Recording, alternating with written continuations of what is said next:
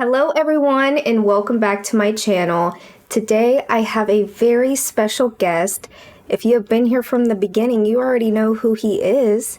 This is Tristy Tree, aka Tristan, my brother. He finally came to town to visit, and he's the only one in the family that likes horror films besides me. We were the creepy kids that were dark, I guess. Runs in the family. Yeah, so I thought it'd be fun to have him join us today to talk about horror films that we've seen this year, whether they're a hit or a miss.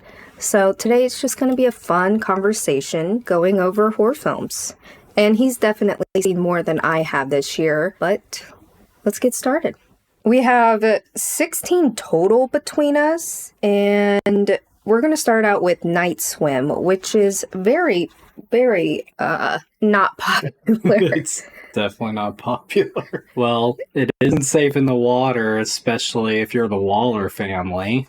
In the 90s, a young girl reaches for a toy boat only to fall victim to the evil that lurks below. Back in the present day, a family moves in and it's fallen into a lot of neglect, disrepair, and the Waller family finds cleaning the pool very daunting, but restoring it really helps bring the family back together in a sense. And Wyatt Russell plays the dad. He is a former Major League Baseball player, and his wife, Eve, who is played by Carrie Condon, wants to end the cycle of, moving all over the country and to lay down roots for once. And their daughter is used to, new settings. She can fit in, and she does it very well. And their son is the really shy type, but he is able to make friends. The pool offers like an oasis and a social outlet for the family, and then the family members will go toe and toe to the evil that's in the pool. So a lot of scenes really lacked originality for me, and they were highly predictable. A lot of jump scares, and there was a lot of use on sound effects to really carry it. But I will say I enjoyed the cinematography and the eeriness that was set. They really were able to capture that frame by frame. But it did feel like some scenarios we've all seen before, and it's kind of just like beating a dead horse at this point. But that's what really turned me off about it. But, overall, I'd probably give it like a 6 out of 10. Did you say Wyatt Russell? Yeah, Wyatt Russell. The Wyatt Russell, as in Kurt Russell and Goldie Hawn's son. I didn't know he was in it. He does a good job. I mean, they're all good actors. Yeah. But it was just... It fell flat. It was really flat, because it's something we've all seen before. Yeah. It's just like, okay, you get these new evil characters lurking below in a different dimension, basically. Yeah, I did not see Night Swim. The trailer didn't give much. It was just some lady swimming in the pool. I didn't even know Wyatt Russell was in it. Yeah, I mean, there is a really nice twist. It has a really nice climax. But then again, you kind of see it coming. Yeah. Because it leads up to it and you're like, all right, well, she's not going to so-and-so's house for answers here. She's going to get some answers, but she's also going to find some other things out too that nobody's going to like. But we all see it coming. So Night Swim, definitely thumbs down. I'd say it's worth the watch the one time, but definitely don't really expect too much out of it. I mean, I think I'll watch it just for Wyatt Russell, because I do like his acting. I do like him, not because he's Kurt Russell's son, but I like his work. All right, up next, probably one of, if not my favorite movie this year, Lisa Frankenstein. If you go back a few videos of mine, I did a review about it. I love Lisa Frankenstein. I know it gets some flack because it's not 100% a horror film. Yes, but it definitely falls under the umbrella of horror. I mean, you're dealing with a corpse that came back to life. And you have gore. It's very comedic, which I enjoy. And Catherine Newton, who is going to be at Texas Frightmare. I'm excited because we're going. I went last year with just my daughter. She's 5. So it wasn't really, I definitely need Kristen to go with me.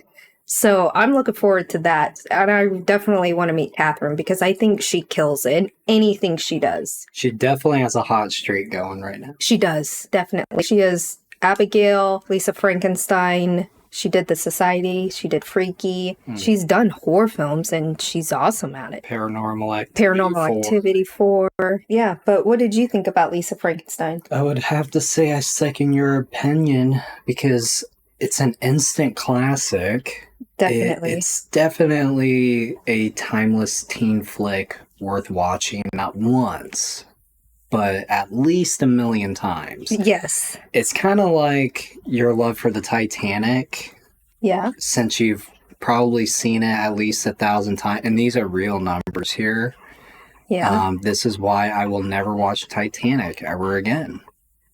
We don't speak about it.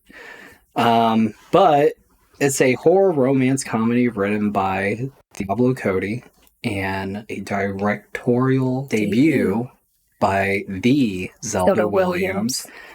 And both of them killed it. I was blown away by Zelda. I knew she had it in her, but damn, she brought it. Yeah, what a debut. And I can't believe that there's all those nasty reviews about her debut. And it's just like, you don't know what you're talking about. No, they're just they're drinking the haterade juice. And the wonderful Catherine Newton leads with Cole Sprouse in the supporting role. And, you know, everyone involved in this movie should pat themselves on the back for eternity. I would definitely say an 11 out of 10. And, you know, a sequel would be nice. I would love a sequel. What would the title be? It can't be The Bride of Lisa Frankenstein. Yeah.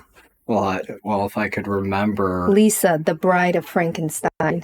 Well, yeah, something like that. Either way, I would be happy if it was just like a standalone film. But it was pretty open, like an open ending. Definitely. And they could go any direction with the next film, but nothing's been announced yet if there is going to be a sequel. I hope it is in the works because everything about this film is remarkable. The writing, the directing, the acting, the setting. They killed it with the setting. They did not overdo it in a tacky way. It was beautiful. The colors. I loved everything about this film. Everything. So this one is definitely a hit. Classic. I think it's going down in history. Instant classic. Yeah. It definitely... I know Diablo Cody wanted the vibe of, like, weird science, and I forget the other one, but she... Well, if she was going for, like, a John Hughes vibe, she absolutely killed it. Yeah. With the writing. So definitely a hit. You have to watch it. Well, the next one is a movie called Immaculate, which I have not seen personally. Yes, I watched Immaculate and I went into it blind. All I knew was that it was a religious horror film with Sydney Sweeney in it. And I did not watch the trailer. I didn't care to watch the trailer. I would not have watched this movie if I would have known what it was about. And I feel silly. Watching the film, I see what they were trying to do. They got the score correct. It definitely gave the vibe of a religious horror film. The score was perfect. It was eerie.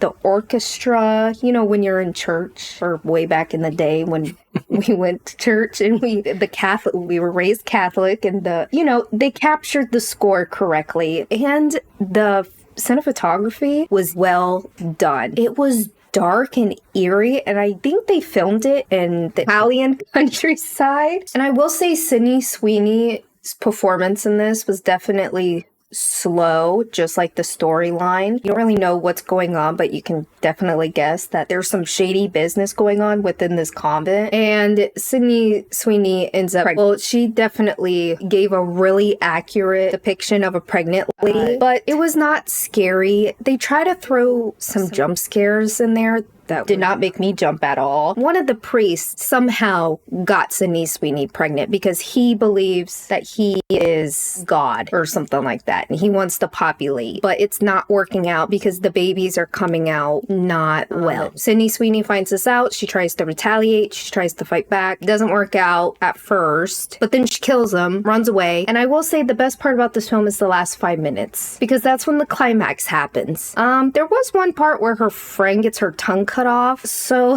that was probably the scariest part. But at the ending, Sydney Sweeney is about to give birth, and she pulls it off. I gave birth unmedicated, and you would think she's giving birth in this. The camera work is perfect. It's on her the whole time. You hear her give birth. Camera is still on her face. She sees this baby. We don't, but you can kind of hear that this baby is not normal. It's not well. Could be Damien for all we know. It was very uncomfortable. We didn't know what was going to happen. She cuts the umbilical cord with her teeth. That was uneasy. I mean, she could have just delivered the placenta and just ignored doing that, I think. But she ends up killing this killer, evil-looking baby, I guess, that we never saw. And then it just cuts to the credit, and I think that was well done and well executed. But I would not watch this movie. It was definitely a miss. It was slow. It wasn't scary. It had to do with pregnancy, and I don't do pregnancy movies for my own personal traumas, so not a vibe. Sydney Sweeney was fine, but the best performance was the last 5 minutes. The best part was the cinematography and the music. But the story just fell short. Definitely the story fell short. I think the concept was great. In their minds, they're like, oh, this is gonna be a banger. This is great. I know Sydney Sweeney worked on this project for years, but 10 out of 10 would not recommend. But if you like religious horror, go for it. It's not evil. It's not demons. It's not even killer nuns. It's just some dude trying to get ladies pregnant. But yeah, that's immaculate for you. Yeah, I think the only movie that was able to, tie like a religious theme and like have a well executed horror theme attached to it would be Deliver Us from Evil. I'm not much of a big religious horror fan. It's just not my cup of tea. It's not one I'm drawn to that I want to go see. It's just... So you wouldn't see Satan's Little Helper? No, definitely not. Well, next movie is Abigail, and it is a horror thriller about a group of kidnappers who bite off a bit more than they can chew as they abduct a young vampire ballerina that, turns into a bit of a game of cat and mouse. So don't let the trailer fool you by any means. You're going to get a lot more than you bargained for. There's a scene in there that has Catherine Newton in it. That still makes me want to vomit when I think about it. It's very inspiring, and it's a very well-made movie. I really enjoyed the essence of it. Like, they really captured something in there. Like, you feel you're watching a play in a sense. I can agree with that. I never thought of it that way. And I did a review about this movie, and you just took the thought out of my brain. I couldn't figure out how I would put it as a whole. Definitely like a play. I mean, like, you get like the cliche perspectives. Like, each of the characters have their own motivations, and like they're all going through something. I really wish they were able to try to make it more original, like have like different scenarios for these people. Give a little bit more backstory. Yeah. But, Angus, his character, oh my god. It was so sad to watch that film knowing that he passed away, because you are rooting for his character. Yeah. His character is a goofball. And he's likable.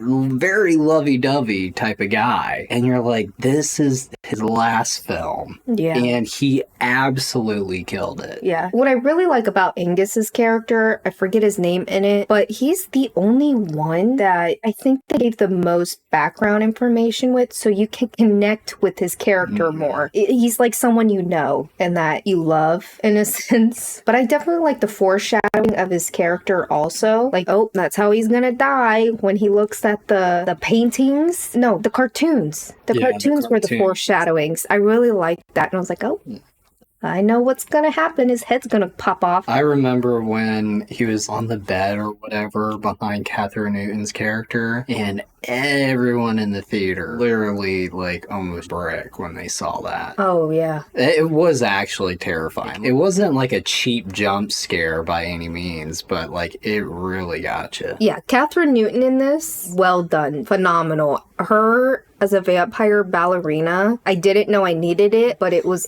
awesome. Melissa, I'll say it once and I'll say it again. Put her in a damn new outfit. I'm tired of seeing her in a blue long sleeve shirt and jeans. I do want to see Your Monster, her new movie. That looks good. I haven't seen it yet. It literally just came out. But she's going to Texas Frightmare too, which I'm excited for. Love the little homage at the ending to Ready or Not, because it's the same creative writer, director as Ready or Not. Yeah. And, you know, at the ending where she... Well, there's a theory that's in the same universe as Ready or Not. I can see that. They're making a sequel Finally. to Ready or Not. But the ballerina vampire, I liked how it's kind of hasn't been done.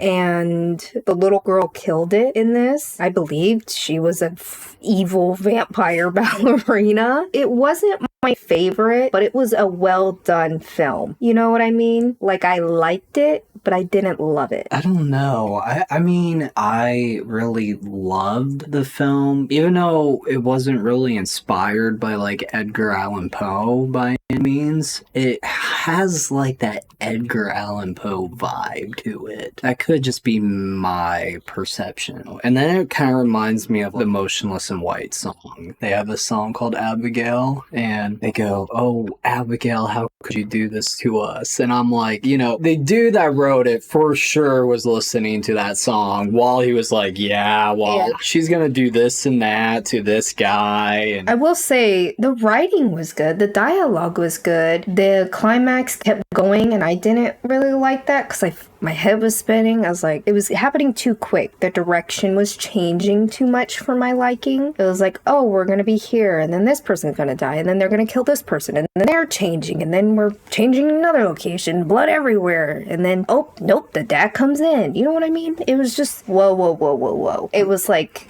a nice build up, and then bam, bam, bam, bam, bam. I mean, I can understand third party perspective where, like, you see the trailer, you know what you're getting into. Yeah. It's a vampire ballerina. But when you're watching the film, they kind of make you think, oh, there might be somebody else there. Like, it can't just, you know, it can't be her. Just her, yeah. Then it's revealed it's her the entire time, and you're like, oh, well, yeah, no it's in the trailer. The kidnappers, I think it was too long for them to realize what's going on, because like we knew from the trailer that, you know, they're trying to figure out who's the boss, what's going on. I felt like that took too long for them to realize. Well, that's just good. Is that just me nitpicky? Yeah, okay. You need like the red herring, that one thing in your screenplay where it sits with somebody, so in the back of their mind they're like, okay, they alluded to this, but when is it coming? Okay. And then they're talking about this, you know, boogeyman type character, like this dude will basically put you in a refrigerator and throw you in the sea and never to be seen again type of vibe. And then at the ending, you finally get to meet said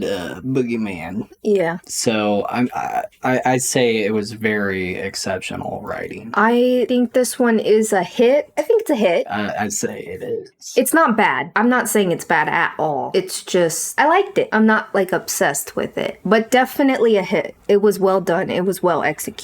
Well, would you watch it again? Yeah, I'd watch it again. Not on my own accord, but like if someone's like, hey, let's watch, if you're like, hey, let's watch Abigail, I'll be like, okay. Next up is a movie I did not see, but Tristy Tree did. I don't even know what it's about. Well, this is what it's about. Tarot. Is it tarot or tarot? I'm kidding, it's tarot. Yeah, tarot. Tarot is about a group of friends who violate the rules of tarot and unleash unspeakable evil trapped within cards. So, one by one, the friends must face their fate and race to escape their deaths foretold in their readings. This movie is rather predictable, but it wasn't all that bad. It felt like watching Final Destination, but with tarot cards. And that is no smear against Final Destination at all. I semi-enjoyed watching it. It was very comical to watch. Yeah. It was so predictable because you already know like how so-and-so is gonna die. It's if they can escape it type of thing. And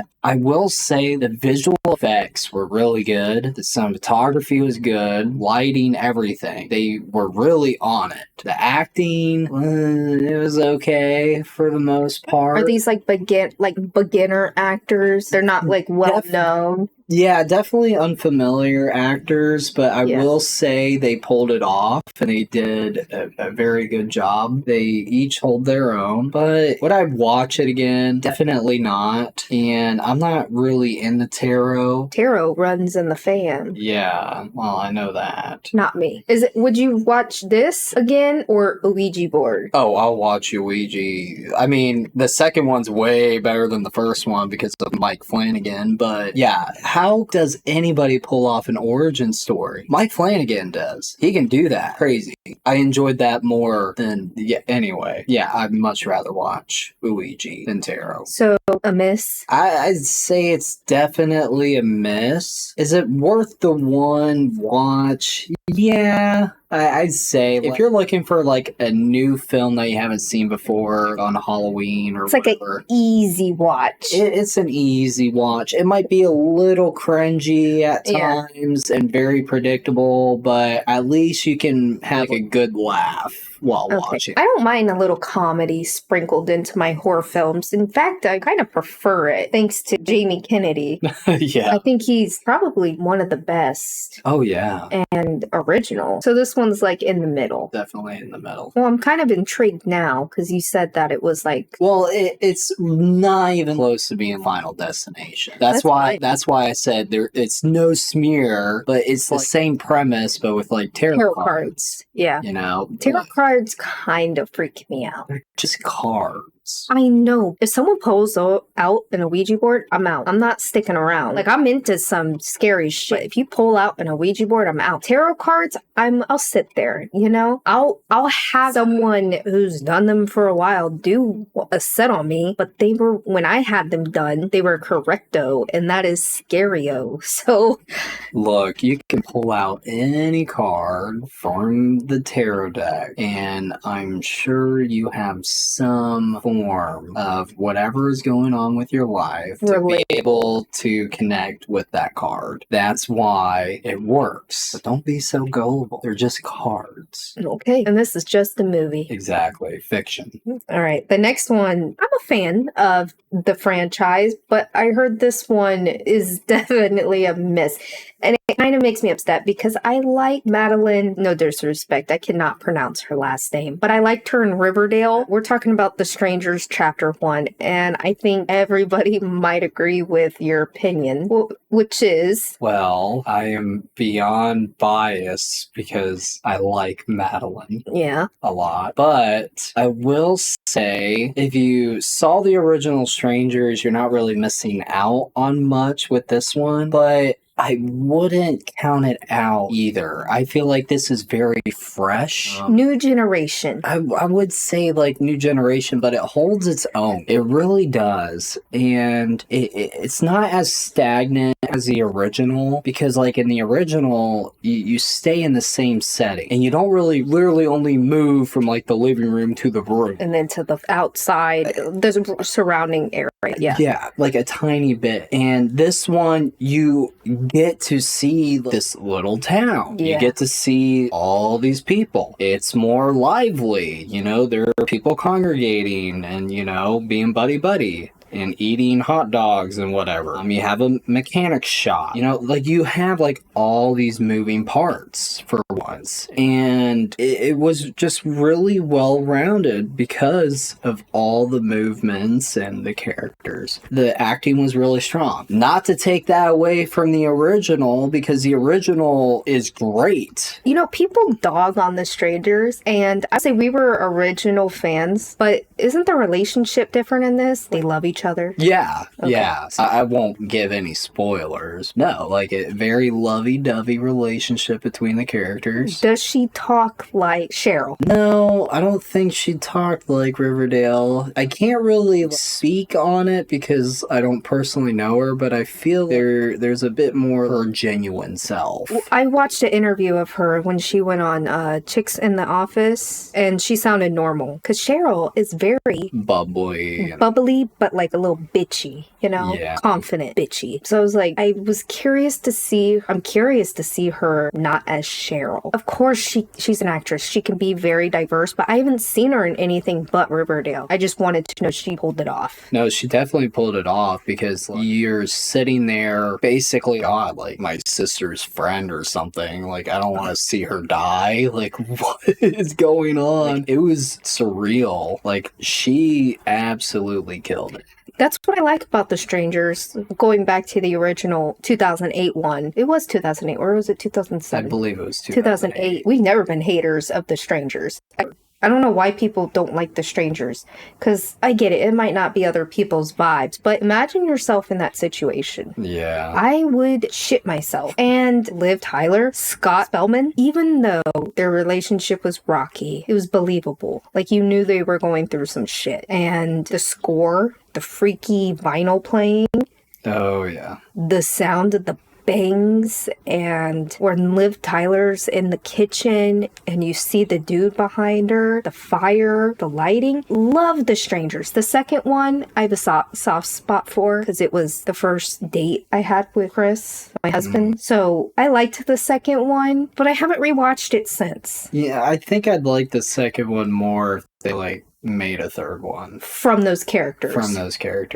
I would be down to watch it because I do like Bailey Madison. I do like her because she's in Original Sin, Pretty Little Liars, and I think she does horror good. No, she definitely has the finesse to do it. It was kind of like the same energy from Madeline. Okay. But Madeline's energy was over the top. Okay. Was it overdone or was it not overdone? She outdid. Okay, so she did good. She finessed that shit. She was believable. Oh yeah. Okay. I do want to see Strangers Chapter 1, but everybody said it sucked. No, I'd say it's definitely worth seeing, and I think people are upset because it's like the original. Well, 2008. yeah, but that's the thing. This is the original interpretation of what the guy that did the original. This is what he wanted from what I've heard. So yeah, you're gonna have to start from ground zero again, and you're gonna see some things you've already seen before, but I'm pretty sure chapter 2 is going to make up for all of that. Hopefully. Isn't that supposed to come out soon? Hopefully. I thought it was supposed to be out already. Wasn't it going to be 2 in 1 year? I don't know if it was supposed to be 2 in 1 year. I could be wrong, but when I Googled it the first time, it was set to release in October, but it's already November. Pretty sure it's coming out next year. Okay. Well, it's coming out soon. So you think this one's definitely a hit. Would you rewatch it? No, I definitely rewatch it. I want to rewatch it now. Do you have it? No, but I can go get it. We already drank our energy drinks earlier. I would like to watch it. And now I kind of do really want to watch it. It's worth seeing. All right. I like it. Well, adding that to my list. The Watchers, which has Dakota Fanning in it, and I've been a long time lover of Dakota Fanning, and I like how she's making a comeback. Yeah, I'm happy for her, because you know what? She deserves it. No, she does. Uptown Girls. Yeah. What a movie. And you know what? Tell the people that before this TikTok shit of Uptown Girls went viral, how many times have I seen Uptown Girl? Oh God. Well, not an unhealthy amount like Titanic, but it's probably up there by now. Yeah, I will say they're like Titanic, Scream, Halloween, Uptown Girls, Enough, Oh are God. Legally Blonde are probably my most watched movies. Like comfort growing up. She's in a lot. Dreamer, Charlotte's Web, War of Worlds, Man on Fire, Man on Fire is great. Coraline. Oh, I've seen Coraline. Every single time they put that in theater, I just go and watch it. It's not my fave. Get out of town. It's only because it came out during a time where we had to watch movies and on a portable DVD player in the truck. That's a long story, and I just couldn't get into it. Well, go see it in 3D. You know, You it's might like it. not a Tim Burton film. Well, yeah, I know that. Well, some people did not know that. People are crazy. Anyways, The Watchers. So, The Watchers is led by the great Dakota Fanning, and her character is Mina. She's like a lost American soul living in Galway, Ireland, who works at a pet shop, but she cosplays at night playing anybody but herself at bars. So when her car breaks down in a heavily wooded area, she's forced to search for help. So as the sun sets, she becomes lost in the woods and is ushered into a bunker by Madeline with 2 other people inside. So, bunker consists of 3 walls and a one-way window that serves as a mirror display for the creatures known as the Watchers. Their survival relies on rules made from Madeline, and if they don't abide, they will subside to their inevitable doom. The cinematography is really beautiful, and I really enjoyed the feel of this film. Because it makes you feel like it's claustrophobic. Oh, I don't like. Ugh. It makes you feel isolated. And I just really love the temperature, like the tones. Just really well done. Well, I guess she got the good side of her dad then. Oh, she definitely did. But Dakota Fanning, as always, delivers a very astonishing performance. But I will say, I was left wanting more out of the film, but I'd give it probably like a decent, like 7.5 out of 10, because the dialogue was super heavy. Like Gilmore Girls? Yeah, but this is like the type of film that you want to see more action, you know, and not so much them talk. You already know the type of scenario that they're in. Yeah. How do you get out of that? And you don't really get that until closer to the end of the film. And they kind of like fumbled the bag with it because they kind of have like this well entrance where all the Watchers are. And I really just wish there was like something more elaborate than that. Because think of Jeepers Creepers, for an instance. Like there was a chute and you see him throw dead bodies down into the chute. And then they go down in there. And then it's like in this huge cave with all that's elaborate. Yeah. This is just okay, they go down there and pretty hollow. And oh no, one of the Watchers is lurking in the shadows. Oh my god, we got to get out of here. There's really nothing to it. Like it's very stale. Okay. And I just really wish there was something more elaborate than that, because if these Watcher people are, well, beings are trying to like become people, wouldn't you think they would have some type of society where it's kind of like ours, where you have buildings and all this type of crap? But no, they have a hole in the ground. Yeah. So how would these beings, and that's the thing, now then you start spiraling. It makes you think a lot more, and that might be a good thing, but it's also, it could have been explored in the film, but they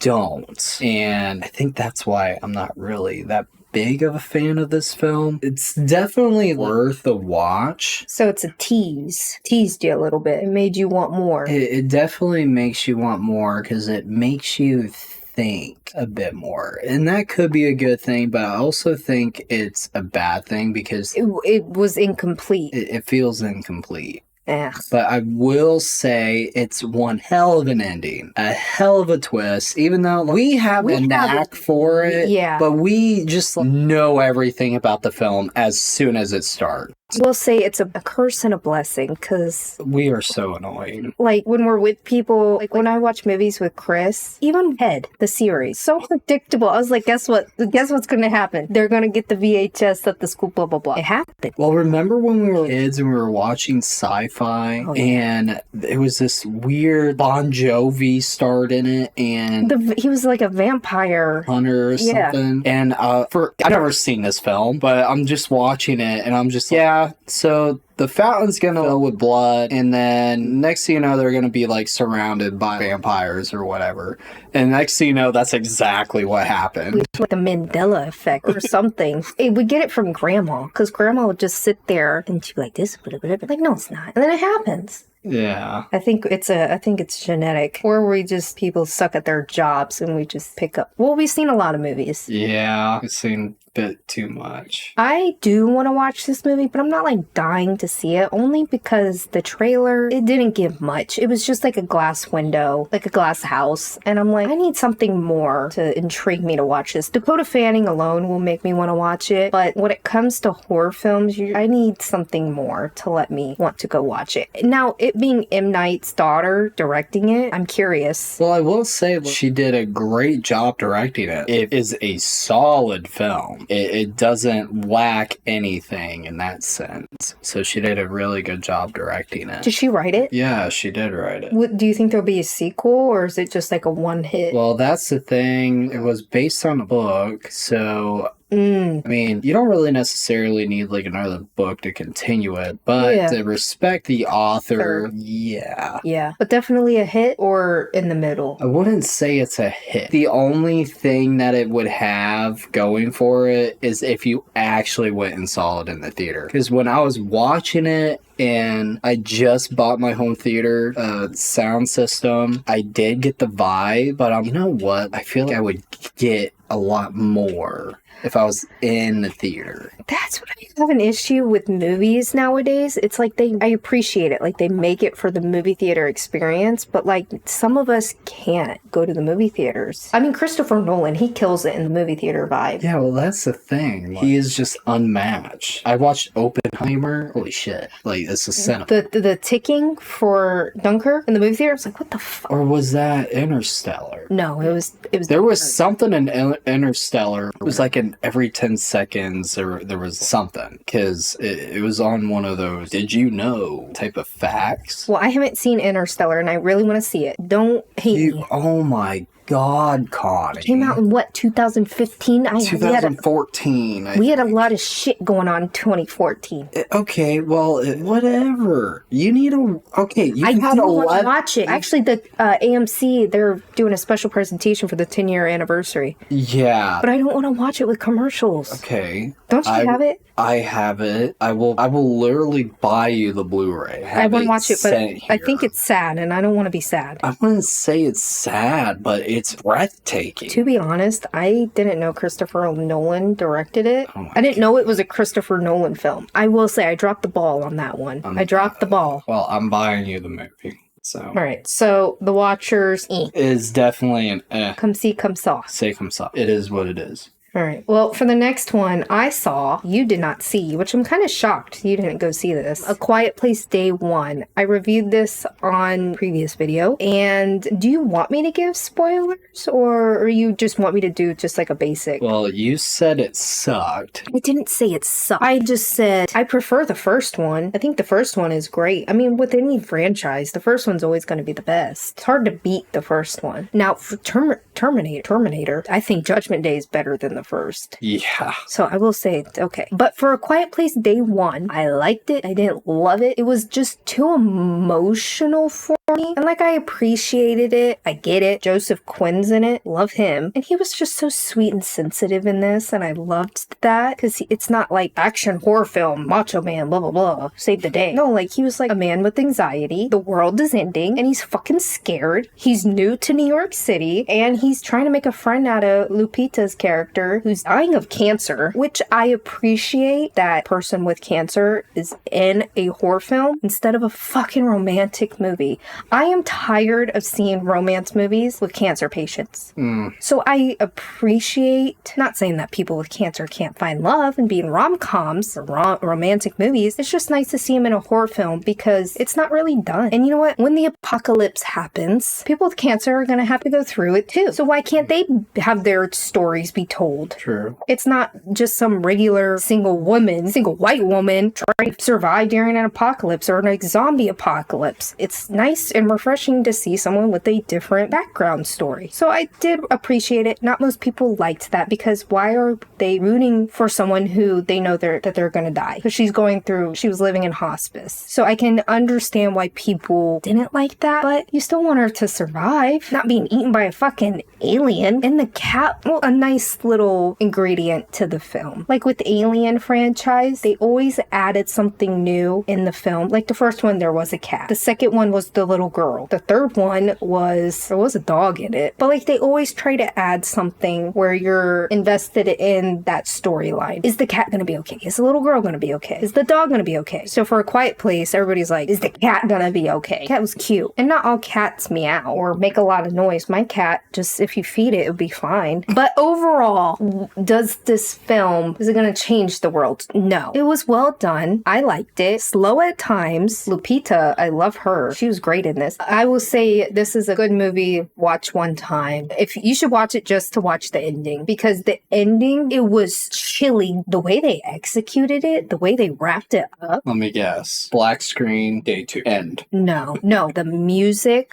Camera work, and then it's really good. Like it's like, Ooh, damn, they killed that one. Okay, I guess I'll give it a watch. Yeah, and it's literally like the last minute. It was like, that was the best part, was the ending. So I will say this one's tight, it's tight. All right, Maxine, we just watched this one together. Yes, we did. I liked Maxine. I think this one is my favorite out of the X franchise. I hate to say it, but I really like Pearl. I knew you would. I think it would go Pearl, X, and then Whoa, Maxine. mine is Maxine, X, and then Pearl. Well, guess we should get into it. So Maxine is the third installment in Ty West's trilogy. It's set in Los Angeles in the mid-80s where the Night Stalker is on the loose and everyone fears becoming his next victim. Conservatives are protesting that movies and music are turning their children into Satanists. Satan panic. Yeah, the great satanic panic of the 80s. And Mia Goth's character, Maxine, has made her way to Hollywood, still trying to be a star. Her time in the you-know-what adult industry has sufficed, but an audition for a sequel to a horror film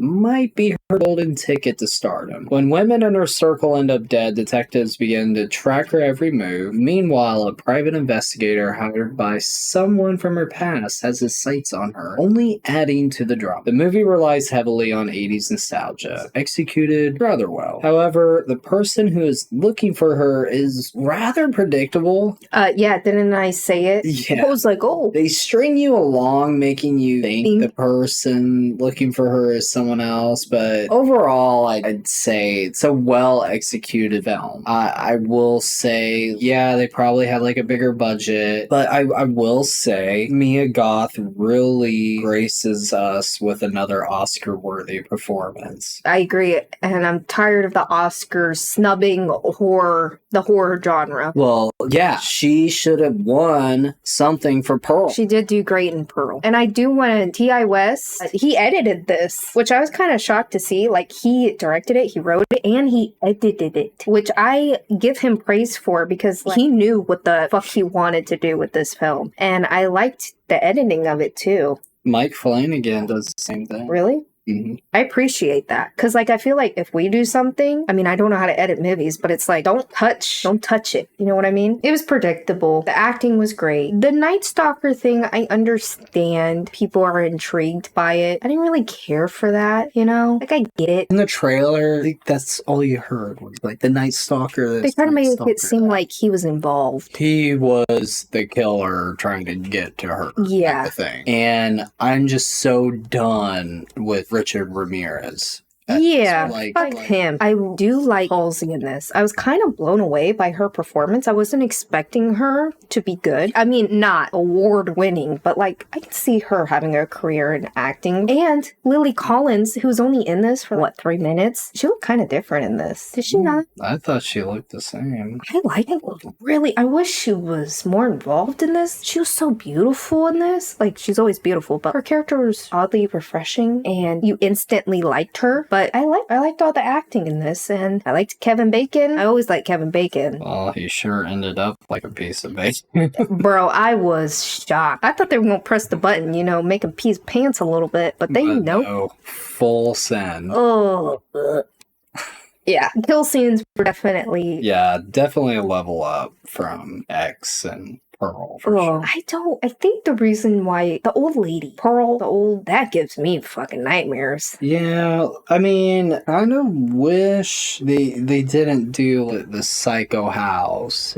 Yeah, that wasn't needed. But I get it. They're in the most famous lot you can film. Right. Of course, that would be anybody's dream as a filmmaker to be like, you know what? Like, I made it. Guess where I get to go? I get to see this, and I get to see that, and I'm gonna throw that in my film. Yeah. That's probably the biggest fuck you can give to somebody. So I feel he had a point to prove. Yeah, I agree. And duly noted. Like, you proved it, my dude. Kind of like Damien with Terrifier. Mm-hmm. Feel like it's the same thing. Yeah. So I'd say it's not bad. It's not bad. I did enjoy it. I did like it. Yeah. I really appreciate it. It paid homage to a lot of other earlier films, and I really liked it. And an underdog getting a film. Exactly. Good for her. So I'd say it's a hit. It's a hit. It's definitely a hit. Yeah. Well, Longlegs. Which I really, really, really want to see. Some people say don't waste your time, and other people say it's great. I would not say it's a waste of time, but Longlegs, in pursuit of a serial killer, an FBI agent uncovers a series of occult clues that she must solve to end his terrifying killing spree. So, man, the opening sequence will literally shock you into submission. You will be on the edge of your seat from that very scene till that film is done. And I don't think there's any other film that's like that. Because, the entire time, you are on your tippy toes. Not even Scream? Okay, Scream is one thing, but this was, another. It literally screwed with your head. At least that's what it did for me. Micah Monroe is incredible in this film. Jesus Christ. She did great. I'm glad she's getting this moment. Oh, she definitely deserves it. Yeah. Especially starring alongside the Nicolas Cage, who plays Longlegs. I mean... And you know what? Good for Nicolas Cage, too, because I feel like the new generation, there was some respect on these actors' names. Acting alone. I'm not talking about personal lives. I'm like, don't disrespect Brad Pitt. No. These are great. They know what they're doing. They understand film. They can act. Oh, I don't like it. Because you're, I get it. You're younger. You prefer different things. But don't dog on Nicolas Cage. No. He can act. Well, that's the thing. And I think we're going to see that a lot of these films, and this is just my opinion, and hopefully I don't get a lot of heat for this, but a lot of these films that are contoured to Gen Zers, for an instance, are not going to age well. No. They're really not. And I can't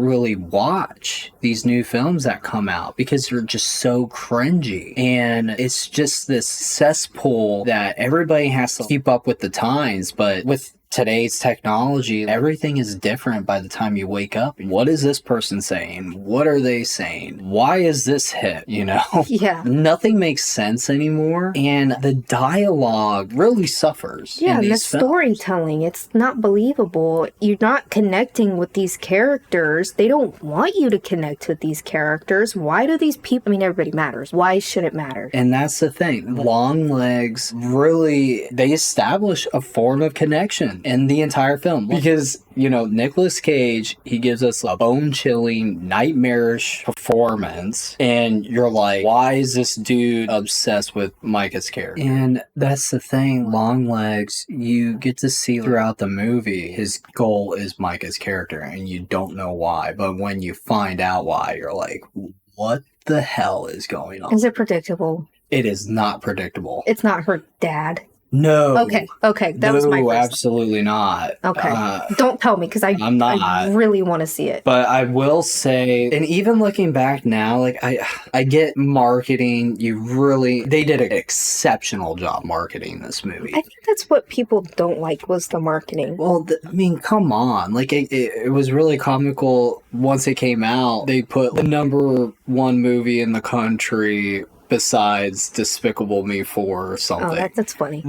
Yeah, it was overhyped. The overhypeness, that's what people didn't like. And I know there was like a lot of comparisons to like The Silence of the Lambs and all this other stuff, but you know, it really is its own thing. And it's one of those movies where it doesn't have to be made again. Okay. It's just solid. The cinematography, everything they did with that film was super original. There is nothing like it. I can respect that. And each frame is literally just made to unsettle you. The entire time you don't know what's coming. Do you think Chris would watch it with me? Definitely not. Okay, you're gonna watch it with me. I don't think you'd be disappointed, even if you're so against the marketing or whatever. I don't care about the marketing. And you feel like it's just hype. You're not going to be disappointed when you watch it. I think it's gonna be good. It looks good. I mean, this is like the movie I've been wanting to see. I just haven't been able to see it. Well, it's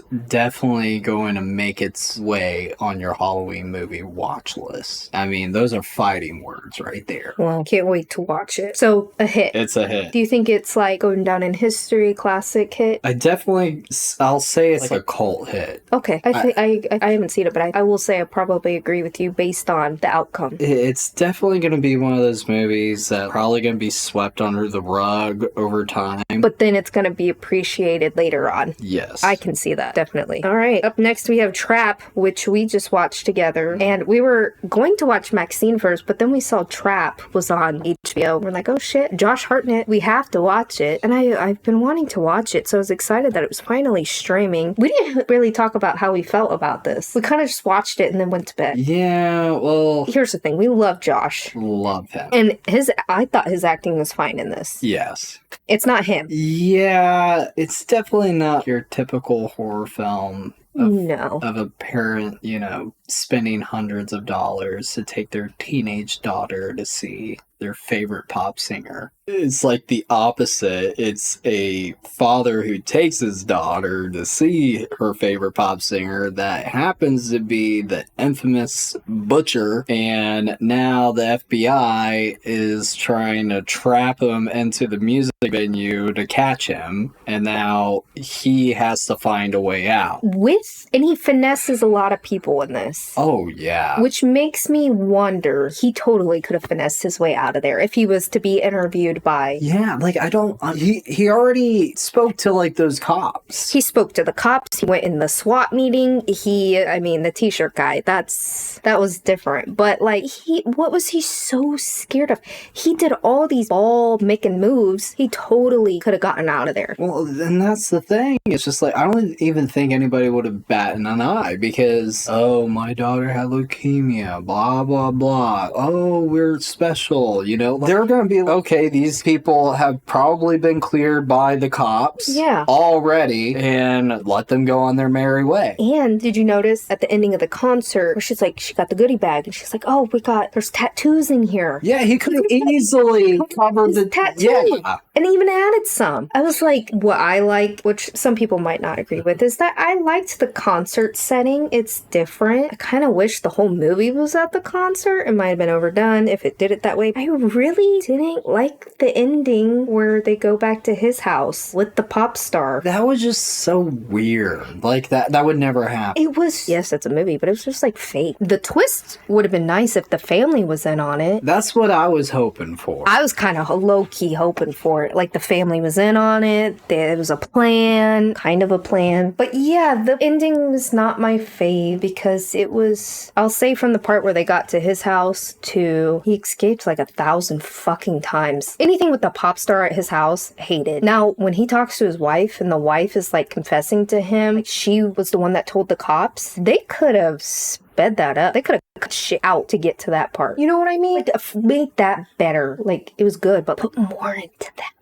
instead of the fucking pop star. I love Josh, and I'm glad he's coming back. Not that he really went anywhere. I loved that he's coming back. Well, he really held his own in this. He really did a good job, as he always does. But he really, oh man. I was kind of sad for him, you know? Yeah, his acting was like so eerie, very homicidal. Not many people can go from being a dad to Being the butcher. I'm the butcher now. I thought he held up the film. Yeah. So I would say a miss, but Josh is a hit. It's a miss. You watch it once and then you're pissed off forever. Yeah, you're just like, man, they could have done more. It could have been better. All right, the next one sucked ass, and I didn't even do a whole review. I just did a 4-minute wham, bing bam. What's that saying? Can't even get the saying right. Wham bam. Wham bam. Thank you, ma'am. Get that shit over with. Afraid. I'm afraid. I hated Afraid. It was, what the fuck, man?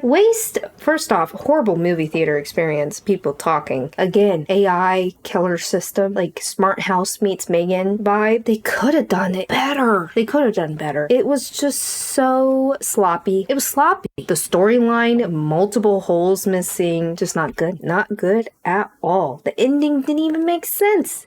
These people went missing, little girl went missing, and then all of a sudden she reappears, the family's connected. It was just dumb. It was dumb. Don't even watch it. And it's a good concept too, I guess. Would you want to talk more about Afraid or No, move it's on? a waste of my time. You know what? If you've seen it, you've seen it. You know what I mean? And if you haven't seen it, don't see it because it's a waste of your fucking time. And I'm pissed off because I went in wanting to like it and I ended up being pissed off. Yeah, so this one was definitely a miss. Well, the next one up is the remake of Salem's Lot. I did watch the first 5 minutes. The opening, the intro was nice. I liked it. Was a little bit too long, but I did like the intro with the credits. Yeah, that bit is nice, but like the opening sequence, I probably would have changed a tiny bit because when he starts directing the moving guy, where the maneuver and his and just like and the thing is, like the way he described where he wanted him to go was literally not the way that it actually played out. But besides all that, it's just with screenwriting, it's show, don't tell. Yeah. And that's the first thing. Okay, this was like greenlit. The first 10 pages is very important. The first 5 actually. And if I was reading that, I would say the same thing. Show, don't tell. If you haven't seen Salem's Lot, it's about an author who returns to his hometown of Jerusalem's Lot in search of inspiration for his next book, only to discover that the townspeople are being attacked by a bloodthirsty vampire. I will say the vibe, the colors, the cinematography, I know we've been saying that a lot, but we can appreciate quality. we appreciate the quality. And the acting wasn't bad at all either. I turned it off because of the actor. I'm not gonna lie. I was like, But, they did practical effects. I can appreciate It's that. crazy. I really enjoyed it. I really liked it. And to be honest, I've never seen The original? the original. Pretty sure we watched it late one night at Grandma's house in New York, a long time ago. If we did, I definitely don't remember. But I would say it's a hit. I like it. So I should just get over the first 5 minutes. If I can make it through the first 5 minutes with my screenwriter brain, then you can make it through. That's what sucks about, I'm not an actor, but, when you watch a film and you're like you with writing, me with my little entertainment background, you know what I mean? It's like, ugh. Yeah, I'd say it's worth the watch. Well, I'll try to watch it again because you said so. All right, the next one is dominating the box office. Yes. And, I'm really happy for the director and the writer and the creator. It's well deserved. Everybody involved in this film deserves the praise that they are getting. We've never seen anything like it. It's kind of history making. I mean, to be live action, because we weren't alive when Halloween, started and became this huge franchise. Friday the 13th, we weren't here. Nightmare on Elm Street, we weren't here. Scream, we were here. But the media was so different back then. But just to see Terrifier and Art the Clown become, dare I say, a cult classic, another figure in the horror genre, immerse. You know how hard that is? Oh, yeah. The Purge mask, But to have one character, like Michael Myers, Freddy, Jason, Chucky, Leatherface, Pinhead. That's hard to do. I guess the Nun. Yeah. We gotta get her. She's female. There's not any females. But it's cool to see history be made. For those that haven't seen Terrifier 3, it is about Art the Clown is set to unleash chaos on the unsuspecting residents of Miles County as they peacefully drift off to sleep on Christmas Eve. Definitely a lot more to that than the log line. The acting is great. They got more budget. I think it was a $2 million budget, if I recall correctly. Which is low. Well, if you think about it. Not for them, though. This is their highest budget. Think of X and Pearl. I think those were both done on $1 million budget. And a lot of Netflix films are $1 million budgets. I think the Fear Streets were $1 million a pop to make, if I recall correctly. Was this did the location in the film change a lot, or was it just one house setting? Oh no, it definitely changed settings multiple times. They got newcomers that you haven't seen before, and they did a really good job. It's definitely a movie you want to go and see in the theater. It's really history in the making. It's a global sensation, and it's breaking records, and it's really well deserved. Even though it's super gory and disgusting, there is a bit of comedy in there, and it's Art the Clown. It is. He's a little fuck. But it's really played well. Everybody was laughing. You could go from wanting to puke, and the next thing you know, they're like, hey, we're going to cheer you up. Yeah, I felt that with the first one. I would say it's definitely a 10 out of 10. I enjoyed it. I'd watch it again, and I really hope they make a fourth one. I believe they probably are with how the success of Terrifier 3. Well, not only that, but how it ended. It definitely is going to get a fourth installment. It has to. Yeah, you have to have a certain taste for a Terrifier franchise. Yeah, if you don't like seeing gore or blood, excessive blood and body parts, it's definitely not the movie for you. Or you could do what we had to do when we saw Hostel. Oh my gosh. And have your dad say, Close your eyes. But the movie goes on for about 45 more minutes and your eyes are closed. Yeah. And then your dad finally says, oh, you guys can open your eyes. So, yeah. Having to rewatch Hostel, it was he gets his ankles, he gets his back of his feet slashed, and then he's in a train station all of a sudden. You're like, what the hell happened here? Yeah, good times. But you can do that. Yeah, I think I'll watch the third one. I mean, I have to finish the second one. Yes, you do. So next up we have is Smile 2. I have not seen Smile 2 yet. I do want to watch it. I've heard a lot of mixed reviews about this one. Tell me about it. Sky Riley, who is a pop singer, is about to embark on a world tour, but she begins experiencing terrifying events, and she is so overwhelmed by not only being famous, but seeing people smile at her. That'd be fucking creepy too. I really wasn't expecting much from this sequel whatsoever. I guess I was proved wrong because they really just went for it. Well, it looks like it. First off, Lucas Gage in the trailer freaked me out. No, he did a great job.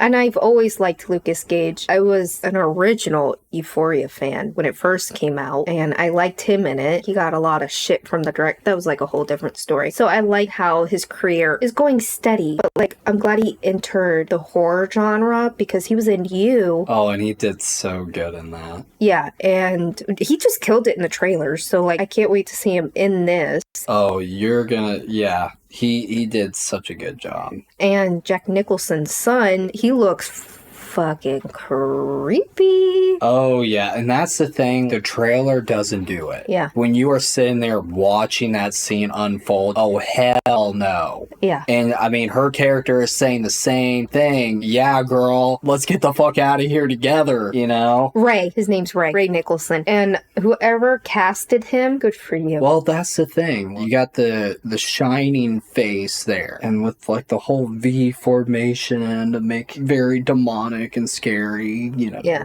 In the frame, and paid homage to his own father that basically like set the standard for it.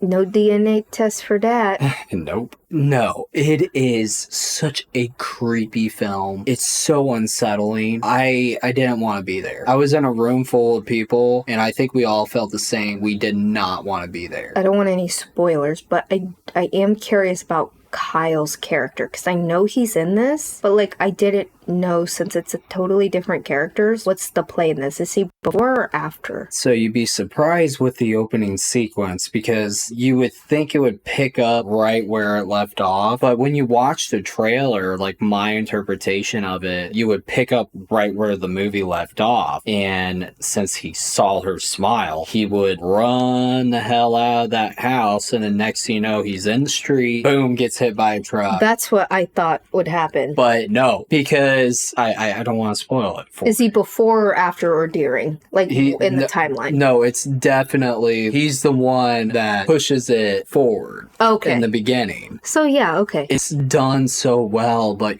he is just doing something drastic. You can tell his character is desperate. Okay. Yeah, definitely not what I thought would happen, and you'd be surprised. No, it was a really well executed film. It felt like a cinematic masterpiece when you're watching it. It really had this cinematic feel to it. It wasn't, I hate the dog in this movie, like Megan. Yeah, Megan. Did Blumhouse produce this? Not Smile 2, but Megan. I know Megan, but I didn't know if they did Smile 2. So it wasn't Blumhouse. It was Paramount, but it didn't give that generic vibe. Oh, definitely not. Like, you could tell the budget was there, the acting was there, any tool that they needed, it was there. They used their resources. Oh, and they used Coolio. So this was definitely a hit. Oh, it's a major hit. And I wish it did better at the box office. Yeah, but I think it was like only 20 million opening weekend. I'm kind of shocked about that. Because the first one did, I think, $250 million or something. Well, the promotion for it was different because they had random people doing the smile thing at like baseball games and random places. For this, I didn't really see a whole bunch of promotion. Oh, I saw it. It was Did you? littered all over the place. Oh, I didn't see shit. Well, I don't know if they'll make a third one. If they do, it's going to have to be something over the top with how it ended because, man, what an ending that was. It was a complete mind fuck. This whole movie was an entire entire mind fuck. I like when they do that. No, I'm not even gonna say it because she has like a famous line in there and it'll stick with you because she says it a lot. But no, definitely worth the watch. Very strong performances and very well done. Don't watch it by yourself. Oh, well, great. So I can't watch Longlegs or Smile 2 by myself. Yeah, I'm sure you can do Longlegs by yourself, but Really? You know, Smile, the first one, I'm not gonna lie, the ending was like freaking me out. oh yeah, that still creeps me out. I was like, I don't know if I can watch this by myself right now. Well, the last one on our list is a film called Late Night with the Devil. Is this good? I loved it. I figured you would. So, for those that haven't seen it, it's a live television broadcast in 1977 that goes terribly wrong. The logline says unleashing evil into the nation's living rooms. It's kind of like a Johnny Carlson Yeah. type vibe. There's so much more to it because the host, you can clearly tell he's still going through the grieving process, like he lost his wife, and he brings on this girl that they claim possess. Everybody is so against him exploiting this little girl, but he does it for the reviews, and he's like, oh, this crap isn't real. And boy, was he wrong. But it's inspired by true events, not necessarily what happened in the film. Yeah. But the Australian government was in on it. What? Yeah. So they wanted to see how fast misinformation can get spread. Fast. And they did this experiment where they had this kid who was supposedly possessed by 3,000-year-old god type of being. And they put him on national television. They flew him out to New York. What? Oh, yeah. They did all this crap. And it was just a huge hoax. In the 70s? I forget when it was. It might have been. But to me, the movie was kind of like inspired by that. I could be dead wrong. I know it was inspired by some kind of true events. It's really good. Like it's very well put together. I know it's like the runtime of, didn't they film it like it was going to be the runtime of the show? You could see during the commercial break. Yeah, and it's so comical. The banter during the commercial break, that shit was funny. I like stuff like that. But yeah, you're sitting there and you feel like you're watching a TV show in the 70s. I like that. It's really well done. I really liked it. I was very surprised because I didn't think I would. It's definitely one of those films that have made it on my Halloween watch list. Was it demonic? I wouldn't say it's overly demonic because there is possession there. I guess there are probably like maybe 3 or 4 times where you feel a sense that it's demonic. But at the end, when you get the climax, yeah. But I wouldn't say it's purely demonic. It's just out of this world. What the hell is that? How the hell is that happening? Jesus Christ. It's brutal. But yeah, I'd say it's worth the watch. And you can watch it by yourself. Okay, I can do that. So definitely a hit. Oh, it's a hit. It's a classic, in my opinion. Okay. Well, there you guys have it. I would say a pretty good portion of horror films that have come out this year. Again, we haven't seen them all. This is just the ones we have seen this year, which has been a really good year for horror films. This year has been great. A lot of content, a lot of movies, a lot of recognition. You know what I'm saying? So keep going, horror genre. You do it your thing. We'll keep watching ya. But that is going to be it from us today. I know it's a long episode, but whatever. But yeah, let us know what you guys have seen this year. What's your favorite? What's your least favorite? Your hits, your misses. Let me know. And yeah, I hope you guys stay safe out there. And Trusty Tree goes back home tomorrow. Sadly. Sadly, he will be missed. All right, you guys, toodaloo. Bye-bye.